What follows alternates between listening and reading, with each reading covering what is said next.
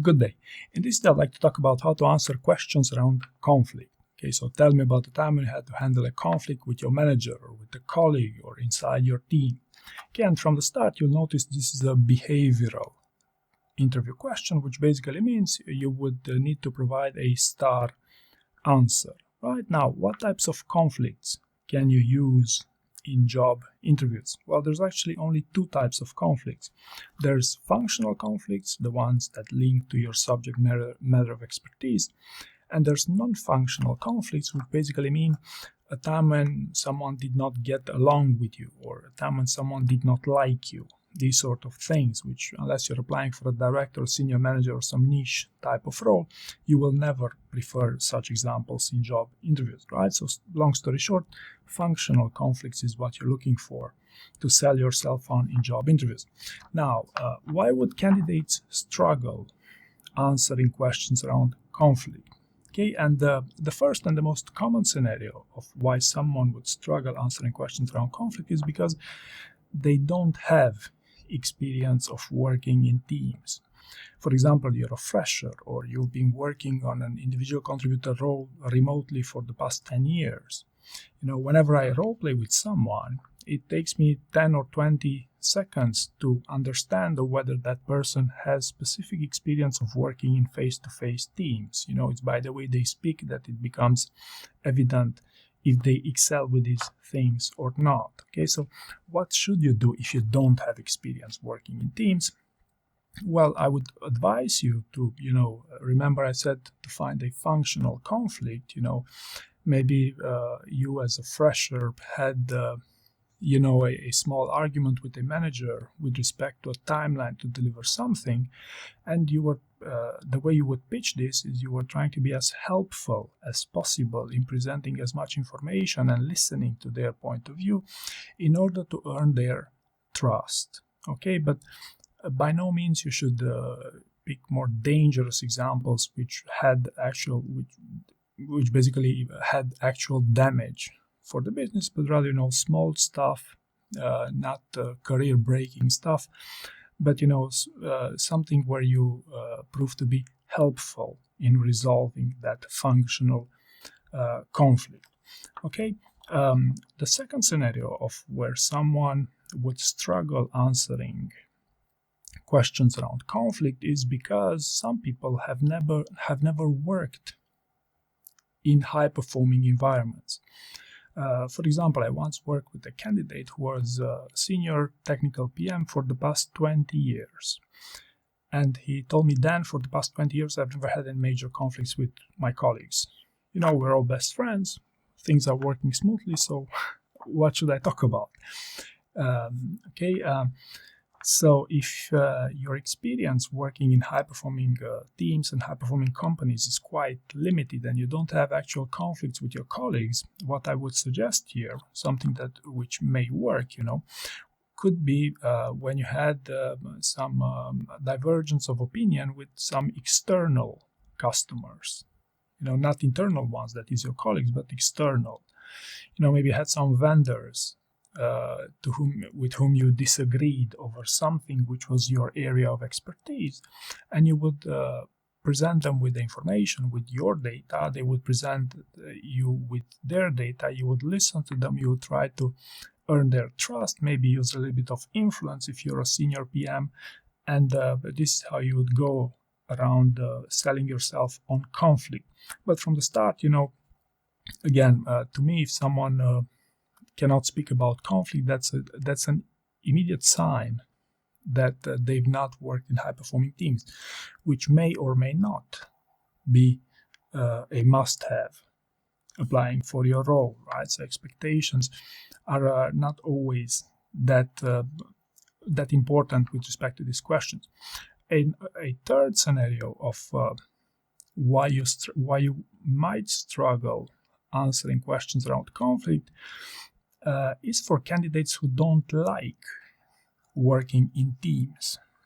Okay, so individual contributor roles may not enjoy working in teams and therefore might not have many conflicts to share. Okay, in which scenario, as for the previous ones, I would very much advise you to focus on a very functional type of conflict, on your subject matter expertise. Let's say you're a developer, you had an argument with your manager over some feature, for which you presented the data. Then you listen to your manager's point of view, maybe you researched a little bit more, you again listened to their point of view with the goal to earn their trust. So if you use the keywords trust, I try to be helpful and these sort of things, you would maximize your chances to match that bare minimum, so to speak, to answer conflict questions. Okay, another scenario of having difficulty in handling conflict or talking about handling conflict inside your team would be that maybe your role doesn't require you to be this good at handling conflict. Because as in the previous example with the individual contributor, some roles, the expectations of your ability to manage to handle complex conflicts, I should say, is quite limited. Okay, so you should make an educated guess. Hey, you know what? To what extent do I want to sell myself as on my ability to handle conflict? Because there's also people who look for conflict. So remember what I originally said. The expectation is to talk about a functional thing, something that relates to your area of expertise. If you're an accountant, I don't know, you could talk about transfer pricing operations and how you sold your idea to various stakeholders, right? So sometimes you don't have to exaggerate with a functional conflict. Now, by opposite, if your role does require extensive conflict resolution skills, what I would suggest you to do, aside the fact that you are assumed to be talking relatively well, you know what you're doing with these things, but on top of that, you would want to consider using frameworks for conflict resolution. Or, people who are supposed to be good at handling conflict can go also one step further, talking about how you influence an outcome, such as I once had a senior IT, I think he was a director in a bank, and director in IT, and he wanted to transition people from one web conferencing to another, but nobody was listening to him, so he basically called for a meeting with some department managers, to which he convinced them, hey, you know what, you would want to convince your people to transition to that new software. So by influencing the key stakeholders in the process, he managed to drive adoption from 20 to 80% within 3 months. Okay, so you can see, that if expectations is that your conflict resolution must be a core asset, then you would want to get it to the next level to influencing and using conflict frameworks and whatnot. Okay, and the last point I want to talk about here with respect to conflict questions is, these questions are the same for the past 10 or even 20 years. It's very common for interviewers to ask you questions around conflict. So then what changes? How can they get more creative here? How can they get you stuck eventually on conflict questions? And there's not much they can do aside from reframing these questions more counterintuitively. And the two most common ways they would ask you this to put you in a difficult situation is, instead of asking you, tell me about the time when you had to handle a conflict with your manager, they might ask you something along the lines, how do you handle conflict? You see, it's an open-ended question.